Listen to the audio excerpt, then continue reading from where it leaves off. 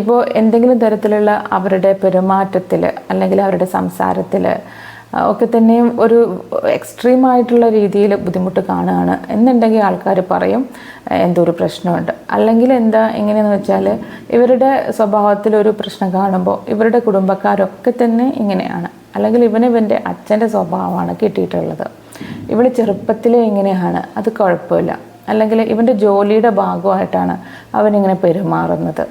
ഇങ്ങനെയുള്ള ഒരുപാട് ന്യായങ്ങൾ ഇതിൻ്റെ കൂടെ കൂട്ടിക്കണിച്ച് വയ്ക്കുമ്പോൾ ഇത് ഇയാളുടെ നോർമലായിട്ടുള്ള ഒരു സ്വഭാവമാണോ അല്ലെങ്കിൽ ഇയാൾക്ക് എന്തെങ്കിലും പ്രശ്നമുണ്ടോ എന്നുള്ളതൊന്നും കൂടെയുള്ള ആൾക്കാർക്കോ അല്ലെങ്കിൽ അയാൾക്കോ പക്ഷെ തിരിച്ചറിയാൻ ബുദ്ധിമുട്ടാകുന്നു എന്നുള്ളത്.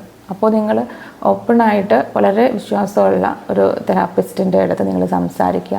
ഇന്നതാണൊക്കെ പ്രശ്നങ്ങൾ. ഒരിക്കലും ഒരു തെറാപ്പിസ്റ്റ് ഇതൊരു കുറ്റമായിട്ടോ കുറവായിട്ടോ ഒന്നും തന്നെയും കാണില്ല. കാരണം അവരുടെ പ്രൊഫഷൻ എന്ന് പറയുന്നത് തന്നെ ഇത്രയും ബുദ്ധിമുട്ടുള്ളവരെ ഹെൽപ്പ് ചെയ്യാനും അവർക്ക് നല്ല രീതിയിൽ ഗൈഡ് ചെയ്യാനും അവരുടെ ജീവിതത്തിൽ നല്ല രീതിയിൽ മുന്നോട്ട് കൊണ്ടുപോകാനും സഹായിക്കുക എന്നുള്ളതാണ്.